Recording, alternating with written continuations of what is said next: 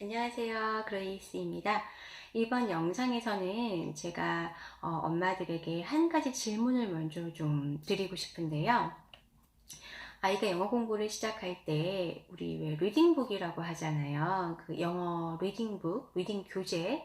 이 리딩 교재로 아이가 영어 공부를 시작해야 제대로 영어 공부를 하는 것처럼 생각되시는지요?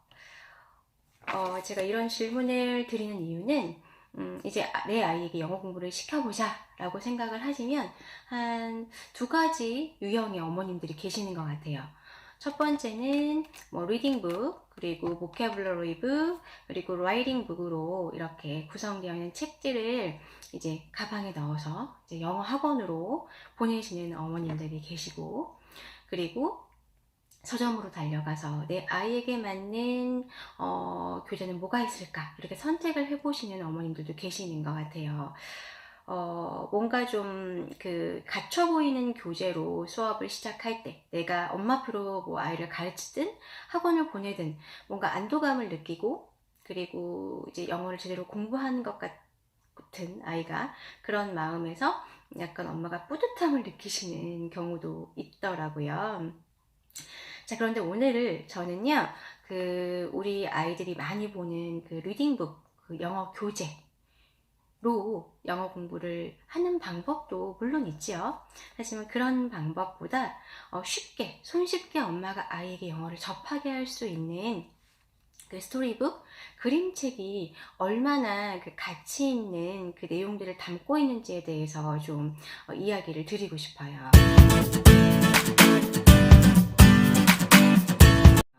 보통 요런 우리 리딩북들을 많이 활용해서 아이들에게 영어 공부를 시키시잖아요. 물론 요거는 초등 저학년들이 보기에는, 물론 요즘에는 아이들이 워낙에 그 연령하고 영어 실력하고는 사실 무관하기 때문에 관계가 없긴 하지만, 요런 책들은 뭐 이제 초등 저학년이나 유치원 다니는 아이들이 보기에는 조금 어려울 수 있는데, 그래도 이렇게 보시면 그 어떤 주제를 갖고 있는 어떤 다양한 아티클 종류의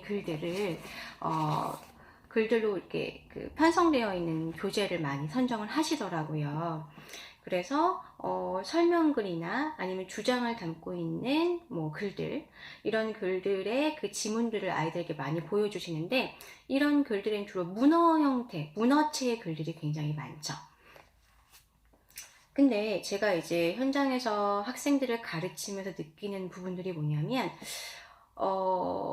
학교에서 중고등학생들을 보면 반에서 한 2등급 정도 되는 아이들, 그 아이들을 보면 굉장히 공부를 잘하는 아이들이에요. 어려운 어휘들도 다 외워서 본인들이 굉장히 길고 복잡한 문법 구조를, 어법 구조를 갖고 있는 지문도 해석하고, 거기에 대한 어떤 테스트, 그 중간고사, 기말고사를 치르고 라이팅도 하면서 굉장히 좋은 성적을 거두는 친구들인데, 이런 친구들에게도 그 구멍들이 있어요.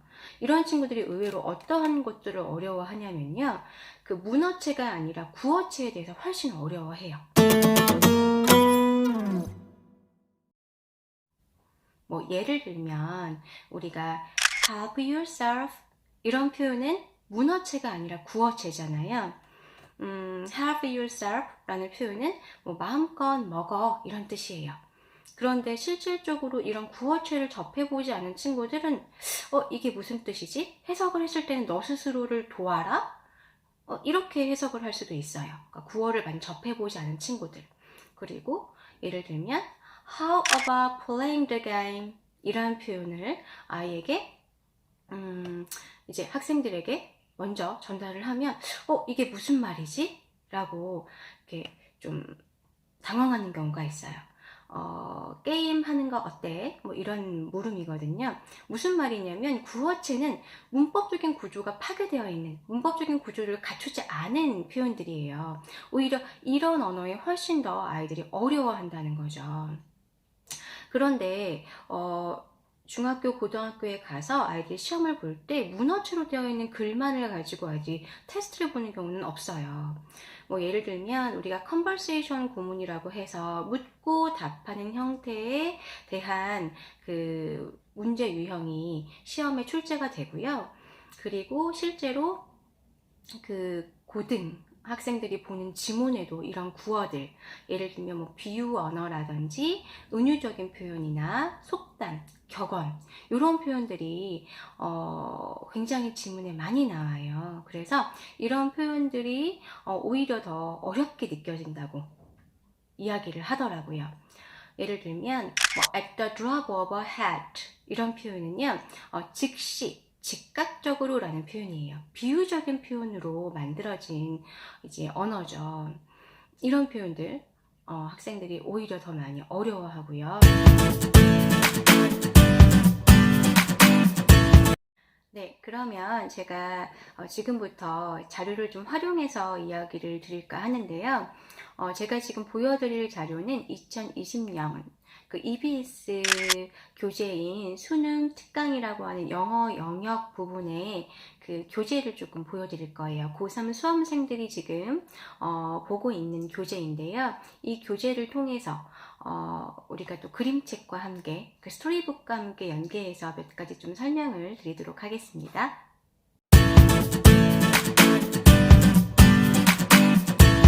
네, 지금 보시고 계시는 자료는요, 아까 말씀드렸던 EBS 2020년 수능특강 영어 영역에 있는 지문을 제가 발췌해 왔는데요. 이 지문은 2020학년도 대수능 18번 지문이고요. 여기 지금 세 번째 줄의 문장부터 한번 보시면 However, the noise of barking and yelling from the park at night is so loud and disturbing that I cannot relax in my apartment. 이런 문장이 좀 긴 문장이 있죠. 이 문장에 제가 지금 노란색으로 하이라이터를 해놓은 barking and yelling 이라는 표현을 한번 집중해서 봐주세요. bark, 뭐 멍멍 짖다 라는 표현이고요. yell 하면 소리치다 라는 표현인데요. barking and yelling 해서 소리치는 것, 그리고 뭐 멍멍 짖는 것이라는 표현으로 지금 표현 언어를 볼 수가 있죠. 이런 그 어떤 의성어나 의태어를 의성어로 의태어로 표현하기도 하고 동사로 표현해 놓은 구어적인 표현들이 굉장히 많아요. 이 표현들이 사실은 이 지문에서 보시는 이러한 표현들이 그림책, 스토리북에 굉장히 많이 있다는 것을 발견하실 수 있으실 거예요. 지금 보시는 이 책은요, 그 그림책인데요. 그림책의 한 종류이고, 이 책에서 지금 보시면 영어 그림책 그 문장을 잠깐 볼까요?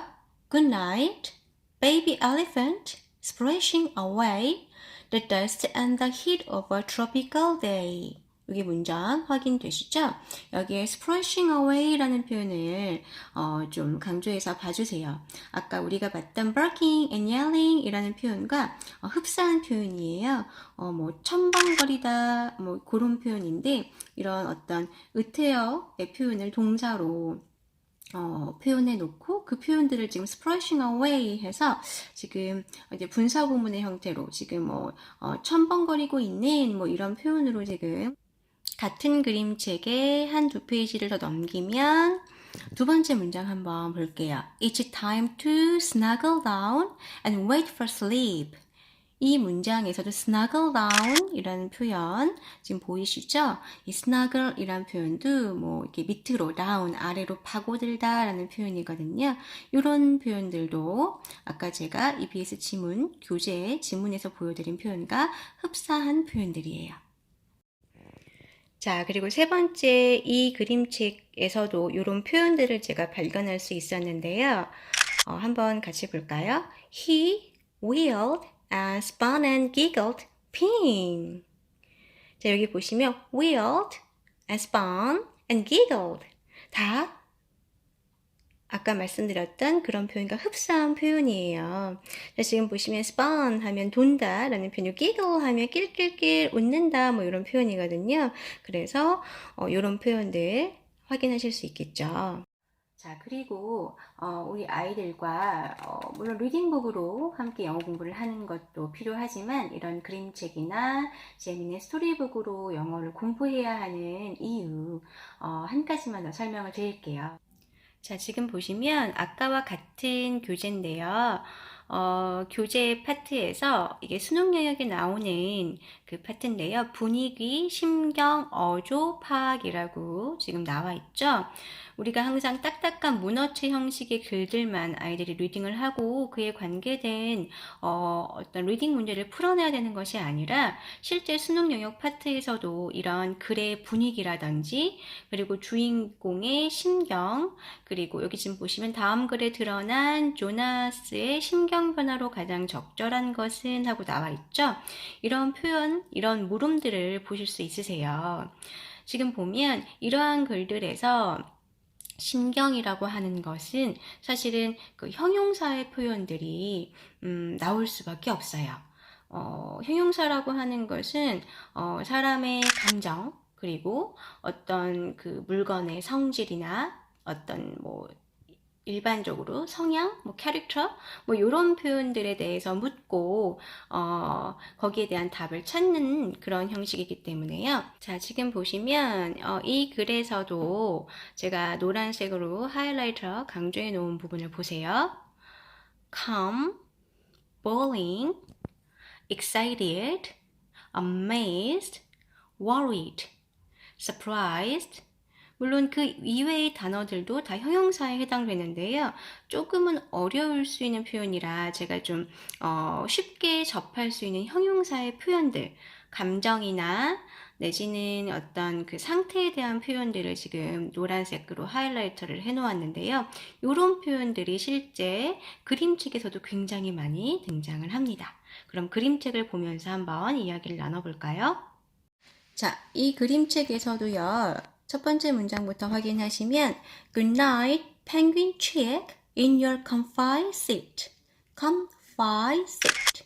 바로 편안한 자리, 편안한 의자 뭐 이런 표현인데요. comfy 바로 편안한이라고 하는 어떤 상태에 대한 표현을 해주는 형용사, 품사로운 형용사가 되겠습니다.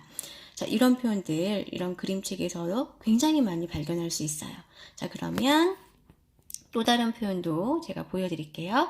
자, 이 그림책에서도요. One day the thing was a little bored. bored 라고 하는 지루한 이런 표현이 지금 보이시죠? 자, 그리고 다음 페이지로 한번 이어가 볼까요?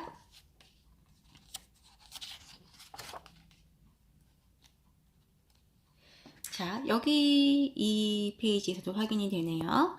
The thing was scared. 여기 표현 확인해 보세요.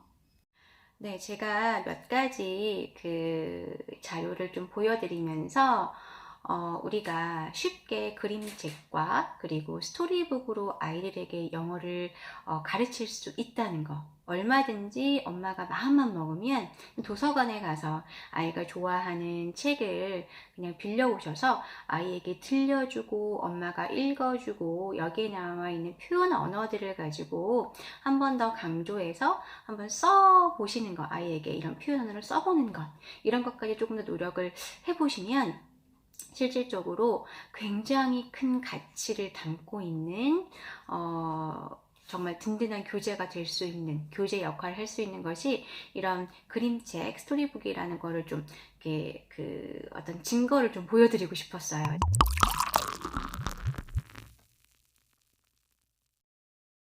다음 영상도 역시 좀 더 고민을 해서 많은 엄마들에게 도움이 될 수 있는 자료를 좀 준비하고 또 영상을 촬영을 해보도록 하겠습니다. 감사합니다.